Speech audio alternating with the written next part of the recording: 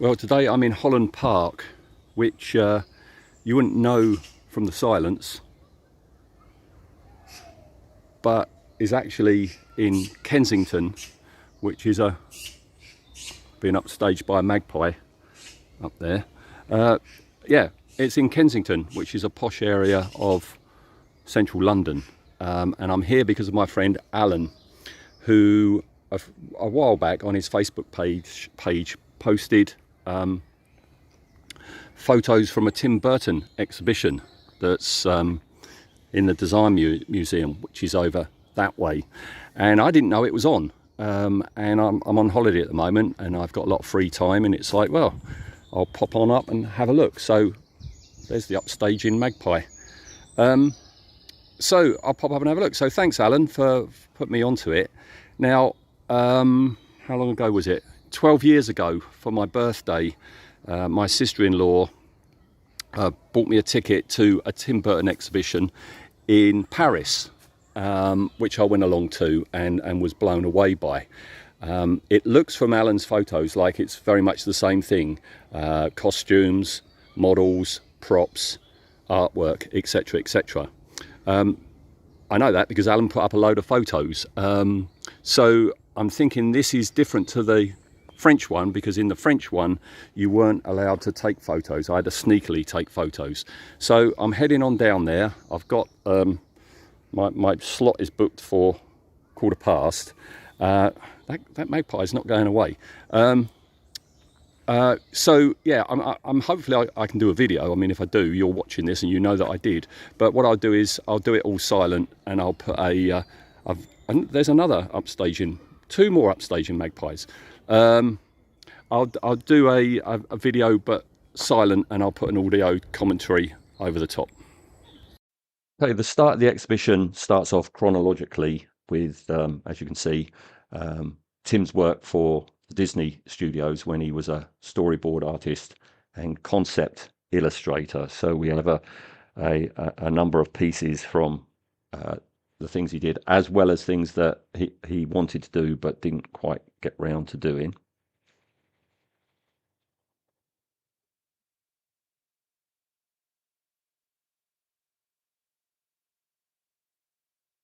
I'd seen a guy who worked there, and I said, "Can I video?" And he said, "Yeah, you can do that. You can take photos, but not where there's a symbol that says you can't." So I respected that.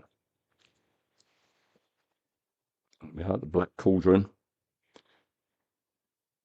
All the way I was going around, it's like, oh, there should be an action figure series based on so many of his creations, like those.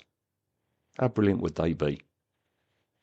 Those bat things remind me so much of Grimly Fiendish. Um, hmm.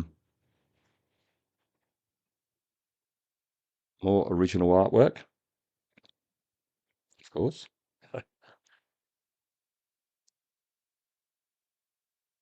Lovely stuff.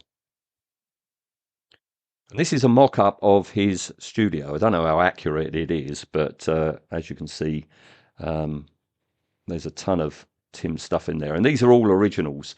Alan, after I finished yesterday, I said about how there were things I hadn't seen before, and he seems to think an awful lot of this is from Tim's personal collection, which is why they weren't around when I was in France. Now, this wasn't there when I was in France, and this blew me away. These are sketches that Tim did around the world, staying in hotels, going to restaurants, and he would just sketch and doodle on any piece of paper he had, like there.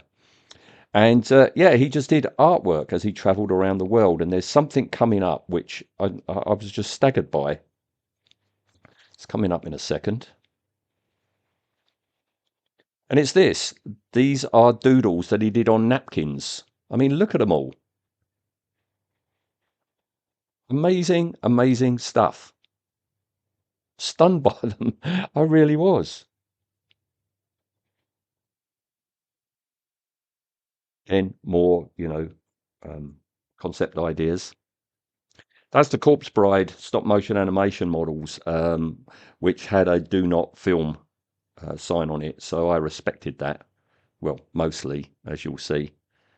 More concept art. Again, I'd love a toy of that one and that one. and that one.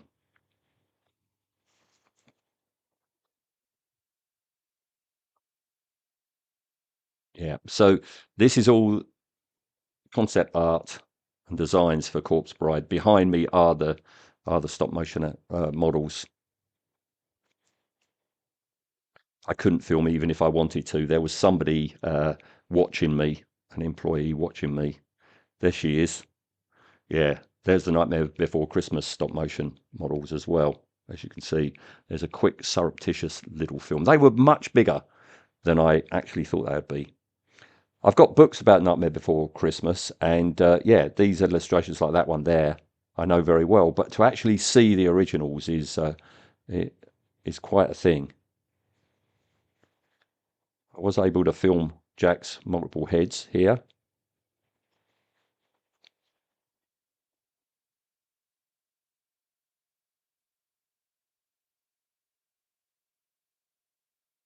A quick look at them.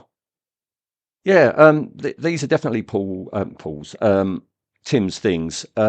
These are books and magazines that inspired him when he was young. His doodles that he did when he was young. Uh, he's like a lot of us, you know. We've kept books that inspired us all these years. That was quite good to see.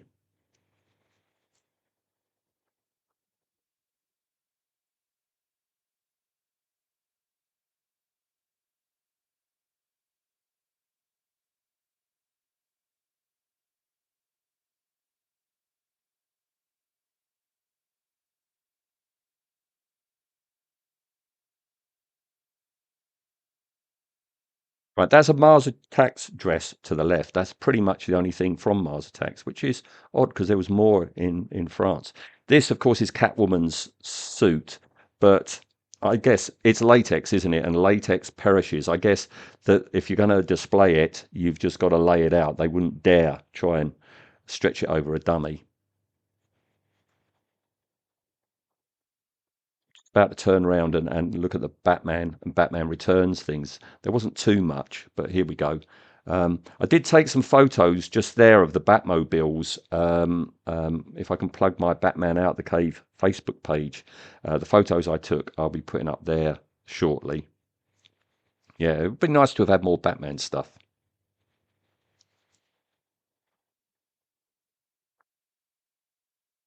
Yep, here's Wednesday artwork and costumes.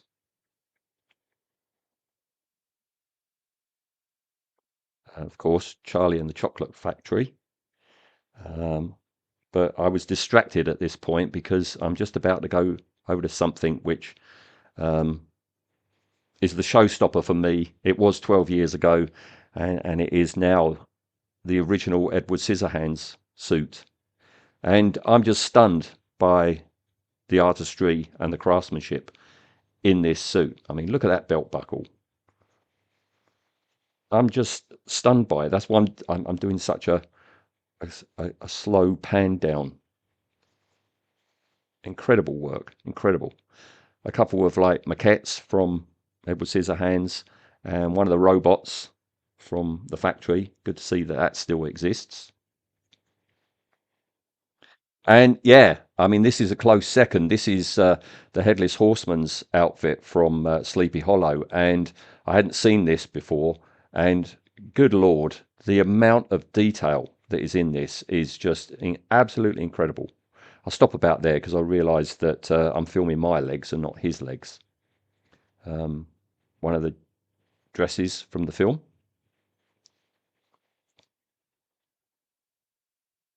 And this is Alice's dress from Alice in Wonderland.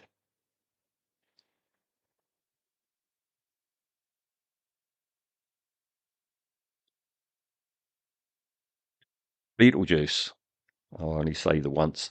Again, I love the artwork, but the physical models are, you know, what I'm drawn to.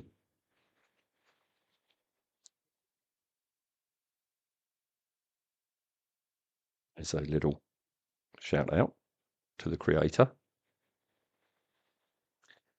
Yeah, in places here, I do put a caption, and you know, if you want to know more, just pause the video and have a read before I move on. I love that. Beetlejuice held up by a balloon that is his head. I'd never seen that before. Nice close-up shot of Edward's scissor hands there.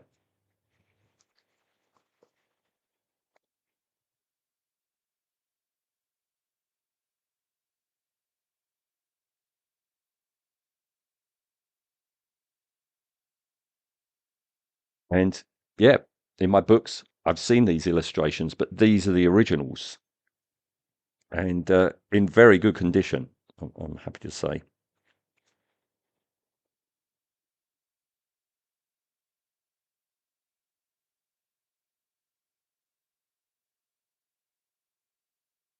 Yeah, once you had gone into the main area, it wasn't chronological anymore.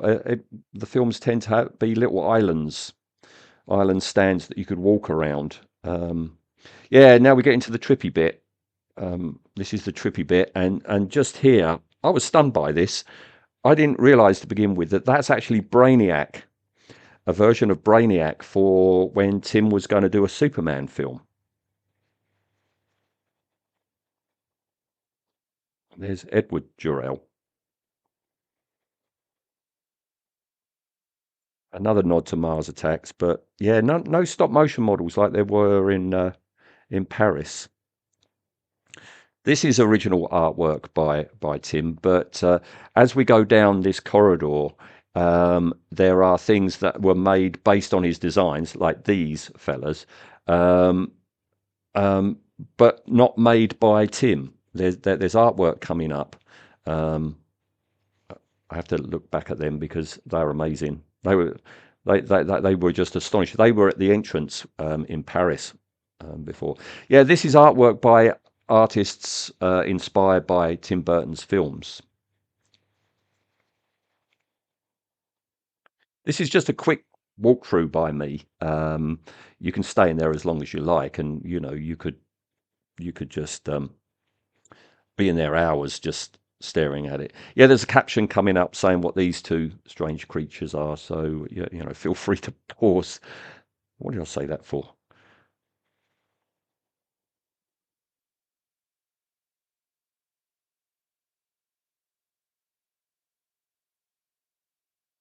Yeah, a lot of the recreations, the actual practical models were made by art schools, etc., etc.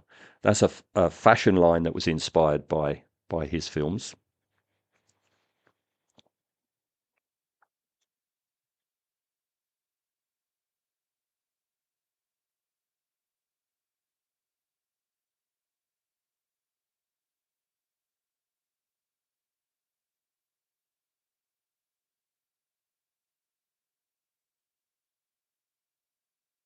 I really would like these floor tiles, can I say? Yeah, it's not chronological. We're back to 1983 with these pieces of artwork. This carousel was created for, I think it was a 2019 exhibition of his work. I think these were created, actually, might have been created for this show. We have his book characters making appearances now. Stain Boy in his house, which is brilliant. There he is.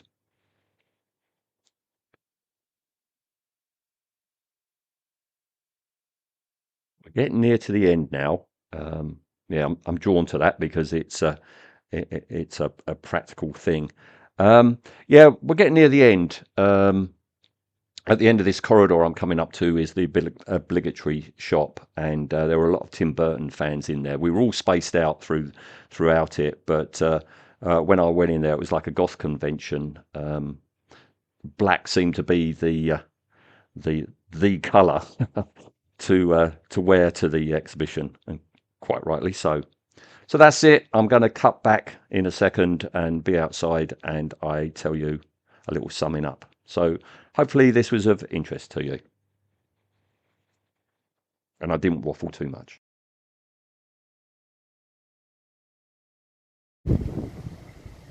So that was excellent. Really, really good, and I'm glad it wasn't too busy. Yeah, I mean, if it had been in the West End, it might have been busier. And also, I mean, until Alan put the photos up, I didn't know that it was on. I hadn't seen any adverts or anything. But it was really good to get up and close to all these like literally iconic images that the chaps produced over the decades. There are some things that weren't there that I was expecting to be there. I mean, it was really good to see Catwoman's outfit, but there's no bat suit. There was a bat suit in Paris, but I'm thinking I think there's still 2 Batman exhibitions on here in England, and maybe that suit's there. There's nothing from Planet of the Apes. There was no mention of Planet of the Apes, but it was 12 years ago. So there were a couple of omissions, but no, I had a really good time. I don't know if these security guards are going to tell me to stop filming. They keep looking at me. So that was a really good day, and thanks Alan for the heads up. See you next time. You all right?